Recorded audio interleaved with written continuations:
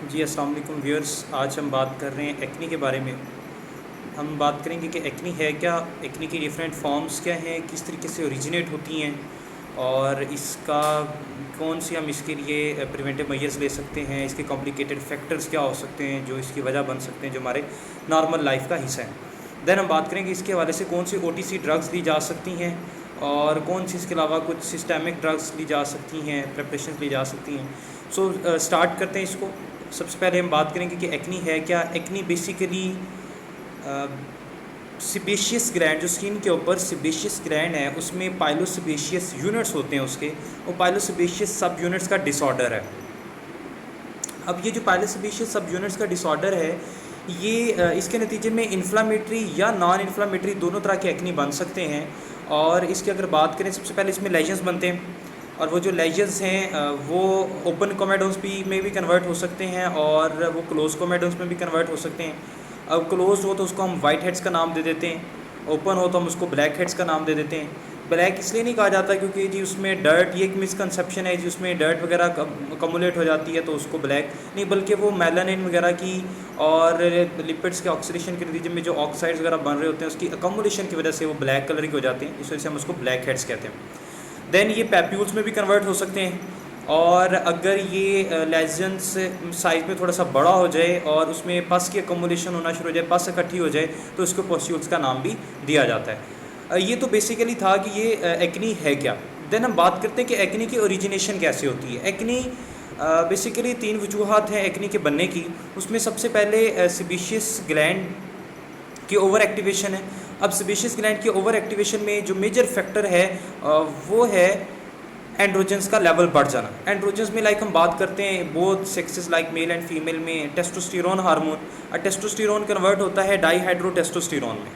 जो डाईहाइड्रोटेस्टोस्टेरोन है वो इसकी सीबम की ब्रेकडाउन काज करता है।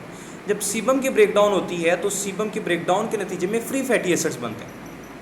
वो जो फ्री फैटी एसिड्स हैं वो फ्री फैटी एसिड्स सीबम की प्रोडक्शन को स्टिमुलेट करते हैं, उसके नतीजे में सीबम की प्रोडक्शन बढ़ जाती है।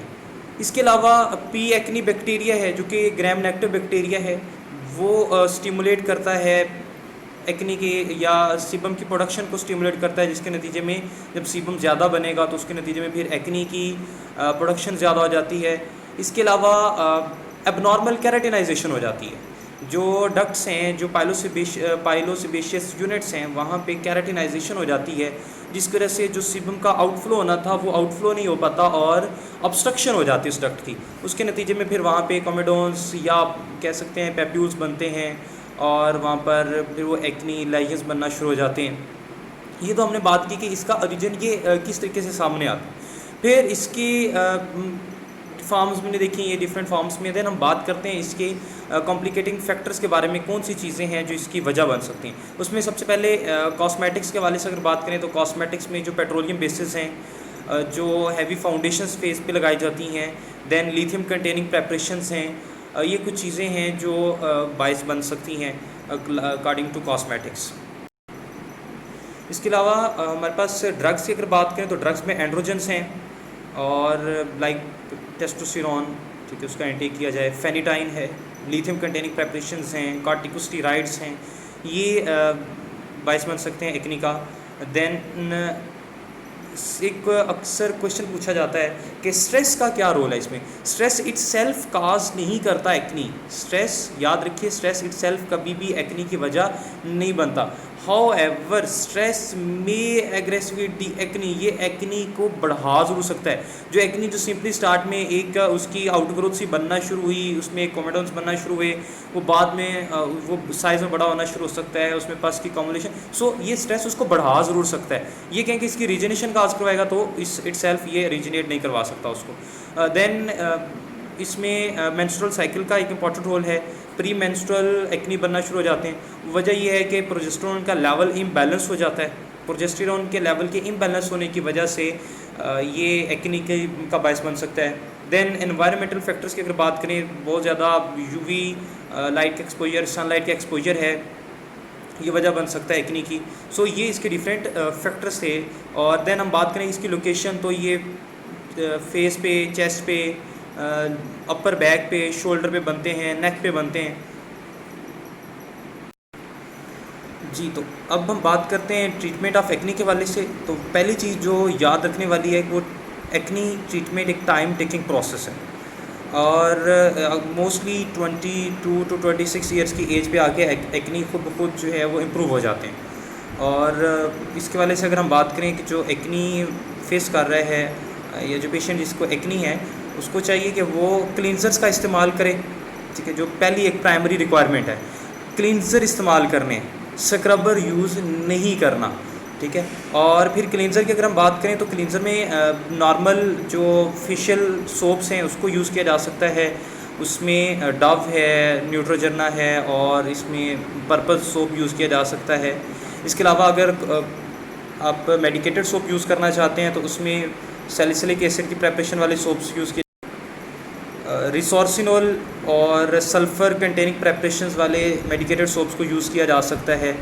देन क्लींजर जो हैं वो क्लींजर्स जिसमें एलुमिनियम ऑक्साइड के पार्टिकल्स या ये मौजूद हो सकते हैं, ऐसे क्लींजर को यूज़ किया जा सकता है। बट सेंसिटिव स्किन के लिए ऐसे क्लींजर को यूज़ नहीं किया जा सकता।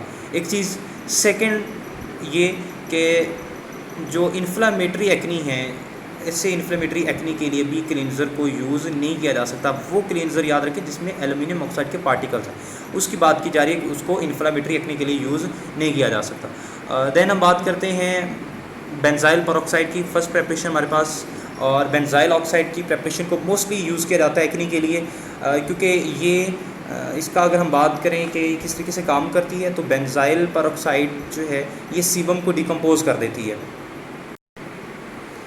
जिसके नतीजे में फिर ऑक्सीजन रिलीज़ होती है, और वो ऑक्सीजन जो है वो जो P acne gram negative bacteria है उसको किल कर देती है। और ये सेंसिटिव स्किन्स के ऊपर अप्लाई, इसको अगेन जो है बड़ा देख के इस्तेमाल किया जाता है। वो किस तरीके से क्या कंसिड्रेशन है उसको हम बाद में बात करते हैं। और इसका एक एडवर्स इफेक्ट भी सामने आता है कि ये बर्निंग सेंसेशन काज कर सकती है। सो इसकी जब एप्लीकेशन की बात करें, सबसे पहले फ़ेस को जो है अच्छी तरह से वॉश करें। वॉश करने के बाद फ़ेस को ड्राई होने दिया जाए। ड्राई होने के बाद इसको जो है अप्लाई किया जाए स्किन के ऊपर, और कोशिश ये करें, प्रेफर करें कि इसको एट नाइट आप अप्लाई करें स्किन के ऊपर। 15 to 20 मिनट्स के लिए अप्लाई करने के बाद इसको वॉश कर लें। अगर बर्निंग सेंसेशन फ़ील होती है देन इसको क्विट कर दें। अगर बर्निंग सेंसेशन फ़ील नहीं होती तो इसको आप कंटिन्यू करें। पहले जो है इसको आप वंस अ डे यूज़ करें, और देन अगर ज़रूरत है और बर्निंग सेंसेशन नहीं है और किसी किस्म की इरिटेशन नहीं हो रही फेस पे, तो फिर आप इसको ट्वाइस अ डे भी यूज़ कर सकते हैं। देन इसमें फिर ट्वाइस अ डे की बात जब आती है, वंस अ डे तो हम कहते हैं कि जी नाइट को अप्लाई कर सकते हैं। जब हम बात करें ट्वाइस अ डे की, तो ट्वाइस अ डे में फिर जब आप इसको दिन के टाइम पे इस्तेमाल करें तो उसमें ये ख्याल रखना है कि इसको चेहरे पे लगाने के बाद या अपने एक्नीस के ऊपर लगाने के बाद इस सन का एक्सपोजर नहीं होना चाहिए जहाँ पे आपने बेंजाइल ऑक्साइड की प्रेपरेशंस को अप्लाई किया। फिर जैसे मैंने भी पहले बात की, सैलिसिलिक एसिड, सल्फ़र और रिसोर्सिनोल कंटेनिंग प्रेपरेशंस को यूज़ किया जा सकता है। उसकी वजह ये है कि ये केराटोलाइटिक इफेक्ट देती हैं। जो केराटिनाइजेशन एबनॉर्मल होगी थी उस प्रोसेस को ये रिड्यूस करती हैं। वो केराटिनाइजेशन का प्रोसेस रिड्यूस होगा, उसकी वजह से जो ऑब्स्ट्रक्शन हुई थी to the flow of sebum वो प्रोसेस भी रिड्यूस हो जाएगा, और ये एक्नी की फॉर्मेशन रिड्यूस हो जाएगी।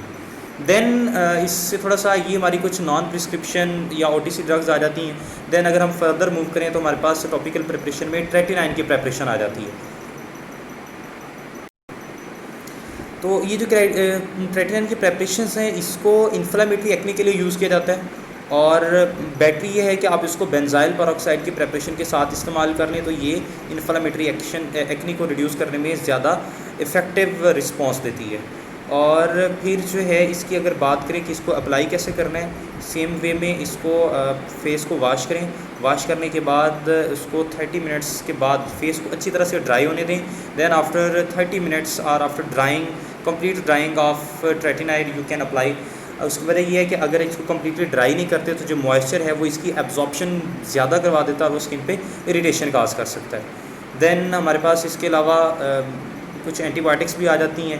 उसमें सबसे ज़्यादा यूज़ की जा सकती है टेट्रासाइक्लिन को प्रेफर किया जाता है।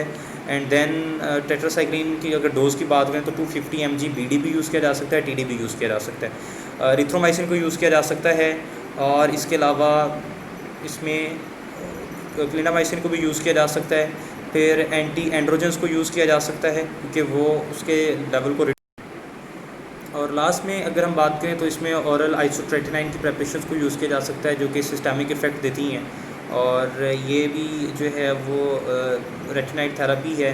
देन इसके वाले से कुछ कॉमन जो एक इंस्ट्रक्शंस हैं जो कि हर शख्स जानता है कि वाटर का जो है इस एक्सेसिव इनटेक किया जाए और फ्रेश जूसेस को इस्तेमाल किया जाए।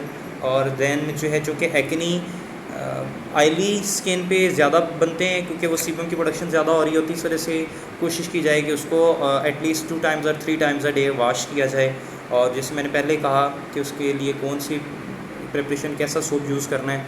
एंड देन इसके वाले से ये है कि जो ज़्यादा आयली चीज़ें हैं उसका इस्तेमाल कम किया जाए, ठीक है। और अगर एक्नी है तो उसको, उसकी जो क्रीडलिंग है उसको रोका जाए, या आप आम अल्फाज में कहें कि उसकी मिस हैंडलिंग ना करें। उसको बार बार अगर चेहरे को आप एक्नी को जो है जो उसमें आउटग्रोथ बनना शुरू हो रही है उसको आप पुश करेंगे, उसके ऊपर फोर्स लगाएंगे तो वो नॉन इन्फ्लेमेटरी से इन्फ्लेमेटरी की तरफ जा सकता है। सो इसके अलावा जो है जंक फूड को प्रिवेंट किया जाए, उसको थोड़ा सा अवॉइड किया जाए। सो ये चीज़ें इससे जो है हेल्पफुल हो सकती हैं। और स्ट्रेस को कोशिश करें, स्ट्रेस को अवॉइड करें, क्योंकि जैसे मैंने पहले कहा कि स्ट्रेस भी इसको बढ़ा सकता है। So it's all about acne, hopefully it will help to all of you. Thank you.